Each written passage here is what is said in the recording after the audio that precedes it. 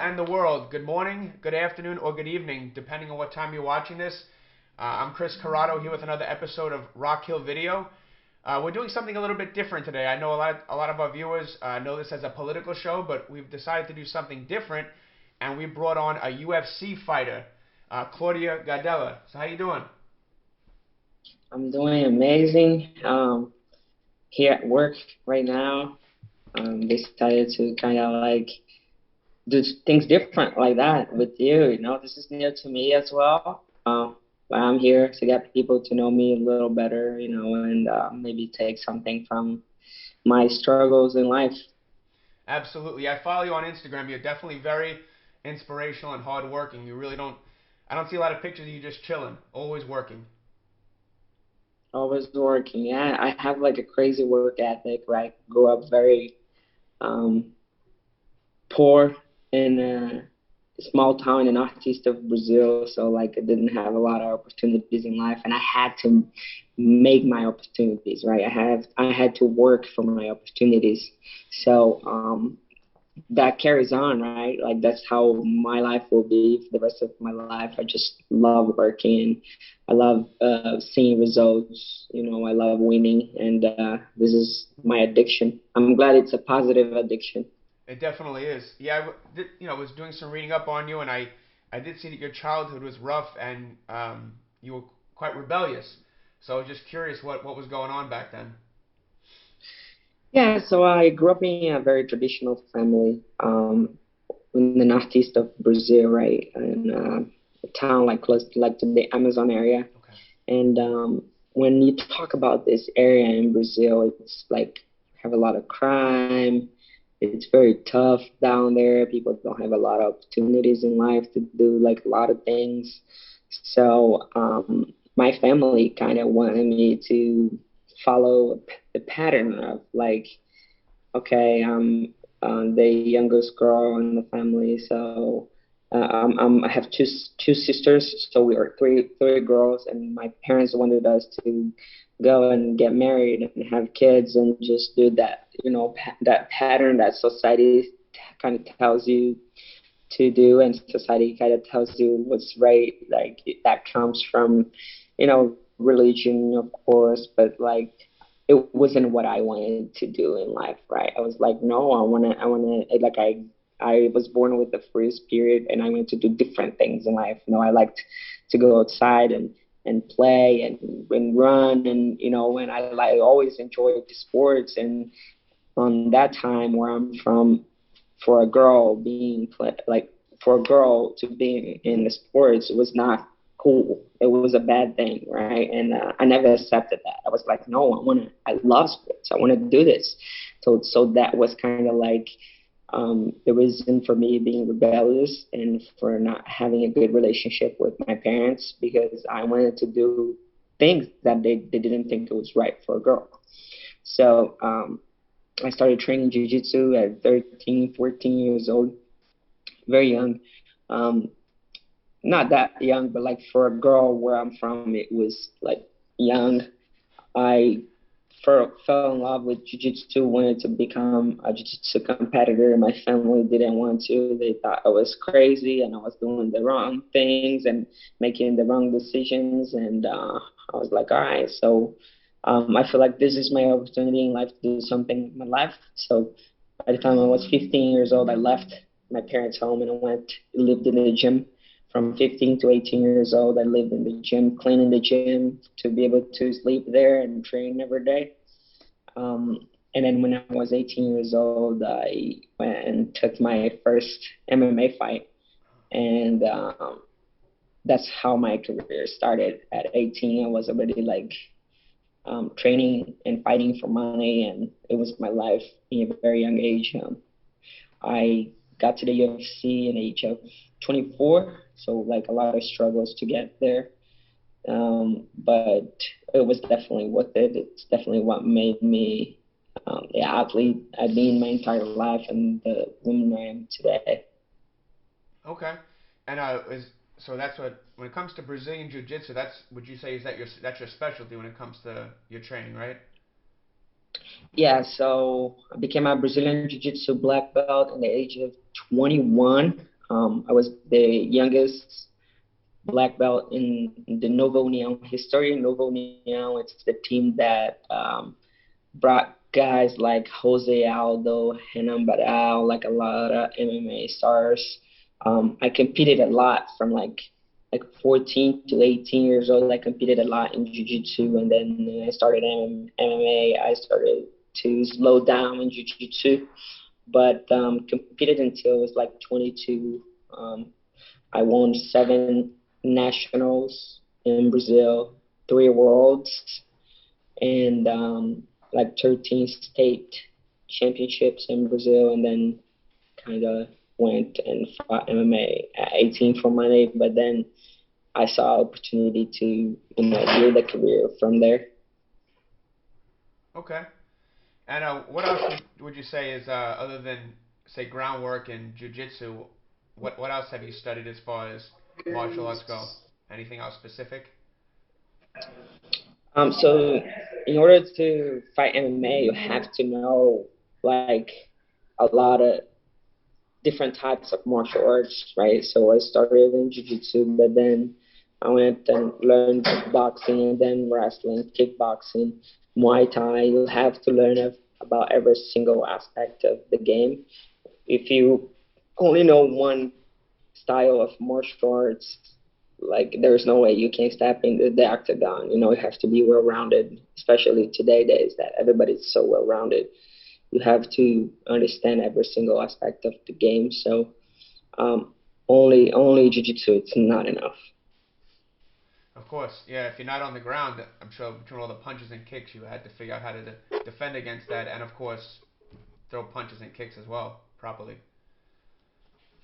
Exactly. And there's a lot more also, like elbows, kicks, knees, um, takedowns, submissions. There's a lot of things that a fighter has to know.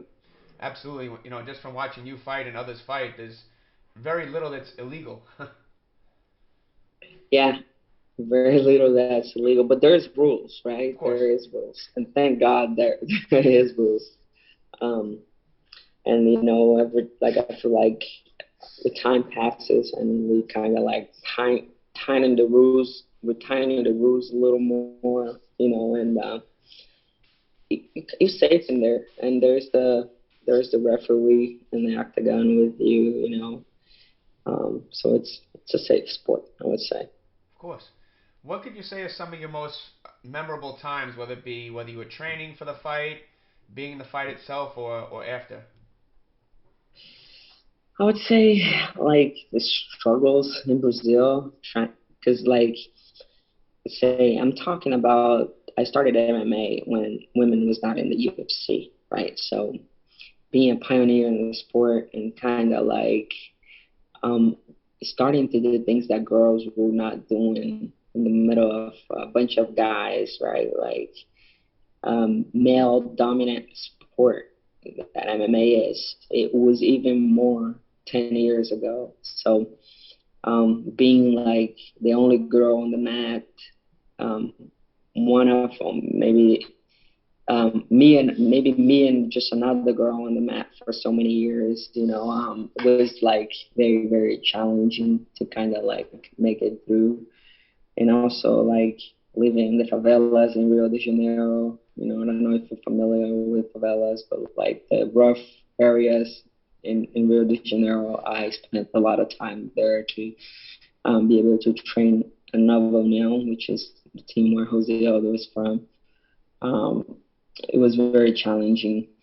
And then for the good things, for the positive things, the positive memories, I would say like my fights in Brazil when I fought for the UFC in Brazil was amazing because I just got to step into the octagon with my nation, right? With my country, like cheering my name, and like that energy I'll never forget. And my best performances in the UFC was in Brazil because I felt that energy. I just felt like energized. And if I could like pick like my best fight in the UFC, I would say was my fight in Rio de Janeiro against Karolina Kovacevic in 2017.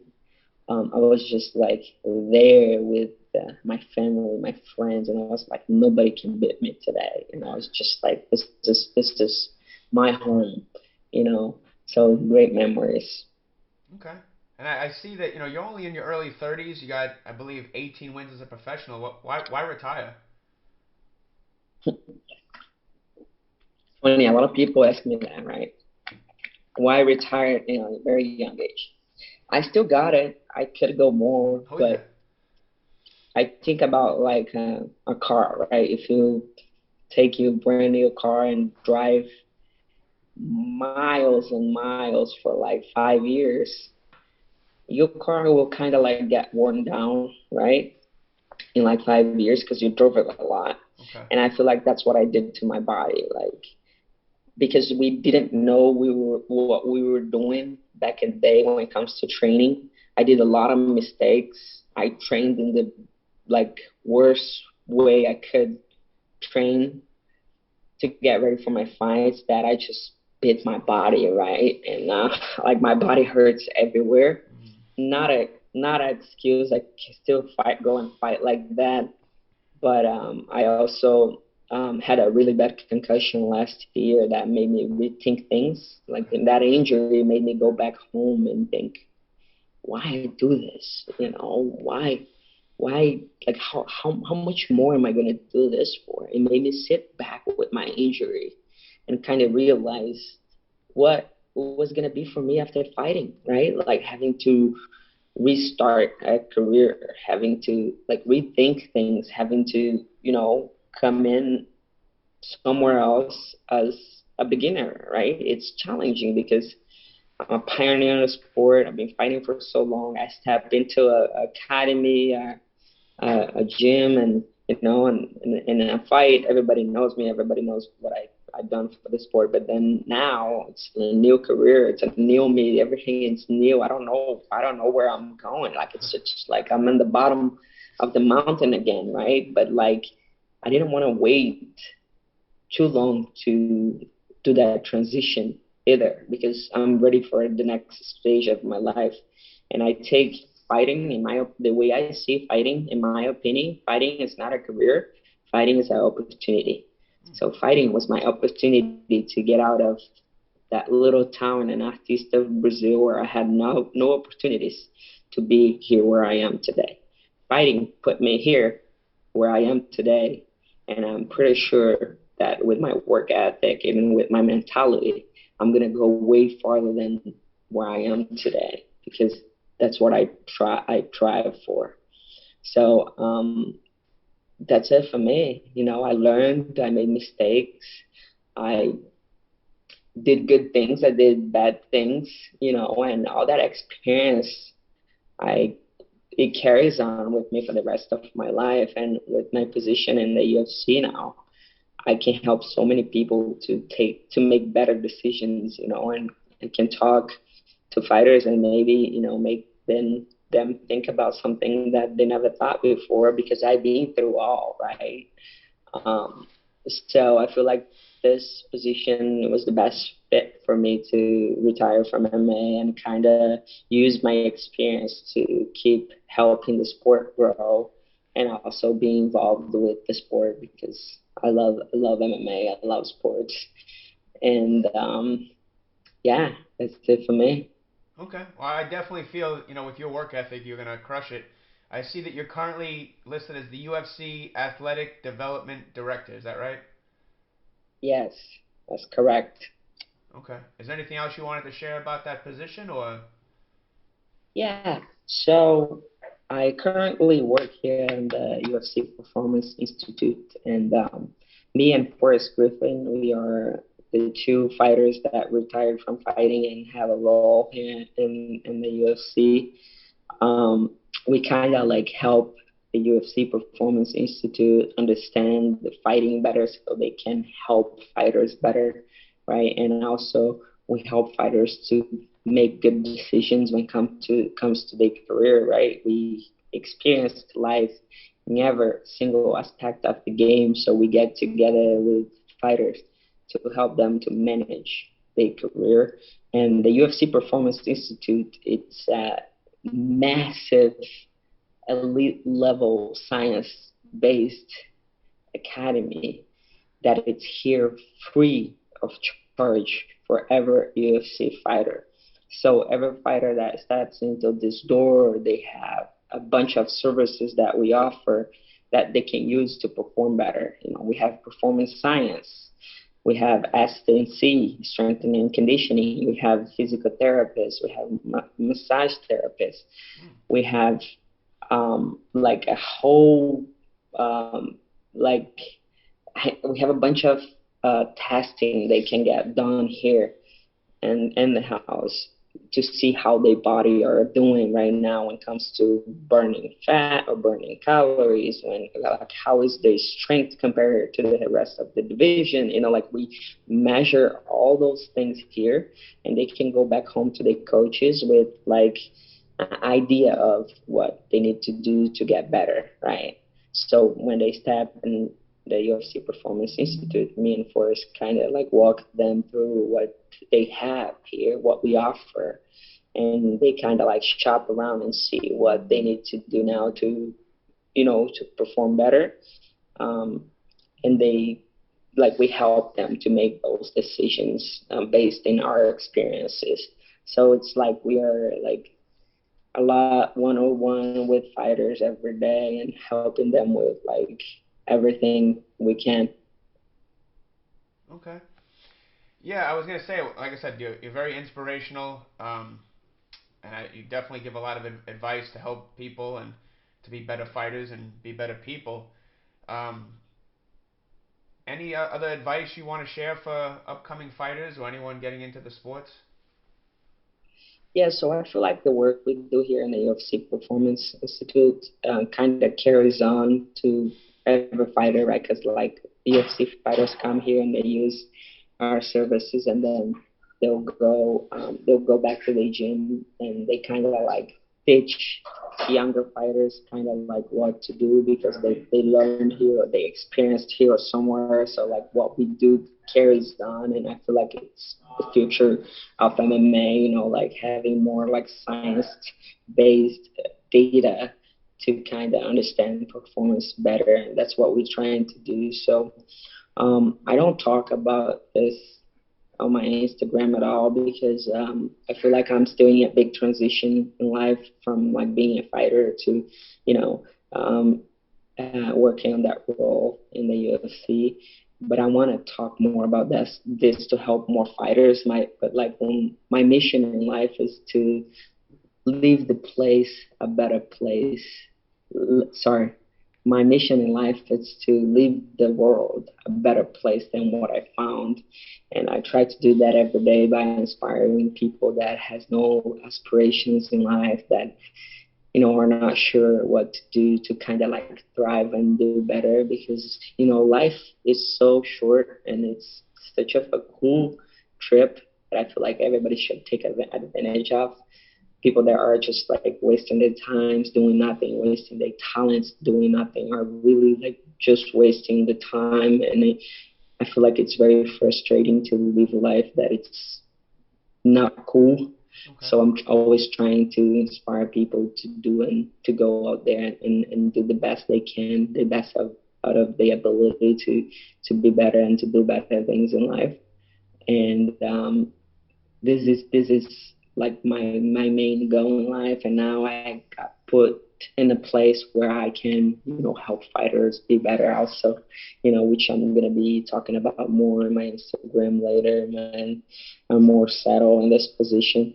But yeah, helping people, it's like amazing to me. I am very grateful for everything that happened in my life that kind of made me the woman I am today, because now I can talk to people and um, tell them my life story, and kind of they can kind of relate on what happened in my life to do better. And yeah, Okay. that's it. Great. Before we go, just two final things. I do notice a lot of times, you're wearing a cross in some of your pictures, and just wanted to know, how your faith has guided you through your journey in life, and just anything else you want to share before we go. So my family is Catholic. Grew up going to the church and praying and all that stuff. Um, I feel like that kind of shaped my personality and like that the work ethic and the mentality I have because the way my family raised me, even though they didn't want me to play sports, like a lot of what I am right now, it's what my family told me to do when I was young, right? Even though I wanted to play sports and I was very rebellious because I wanted to play sports and my family didn't want me to.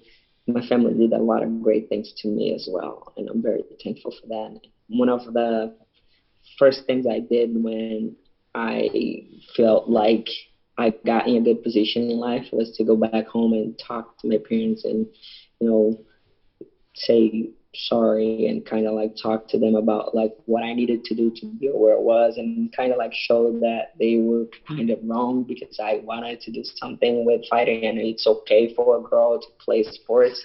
Um, like today I have a really good relationship with my family and religion plays a big role in my life because I feel like without God we are nothing. Right? There is definitely like a bigger power up there, and I feel that I have a lot of faith and I don't I don't feel like I could have fought and done everything I've done in my life without God, so I'm very thankful for my family to teach me about faith and God, and all the other things that I carry with me.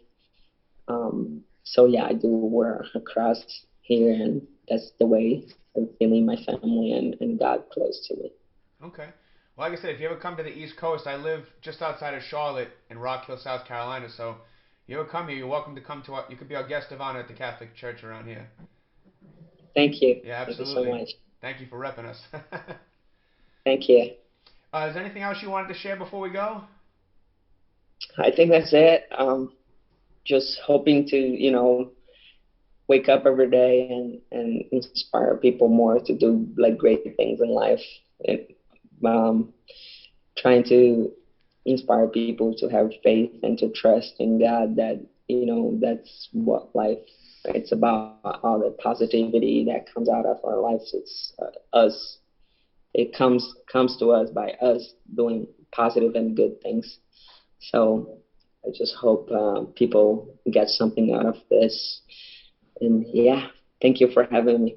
Of course, I've competed a little bit as an amateur boxer, and and I'm a comedian too. So I've had a lot of folks on this show, but I'm so grateful that you're such a humble and modest person that you were nice enough to come on my show. It's definitely a highlight of my life. Thank you. Thank you so much. Absolutely. Well, that pretty much wraps it up. Claudia, thank you so much for coming on our show. Now a word from our sponsors.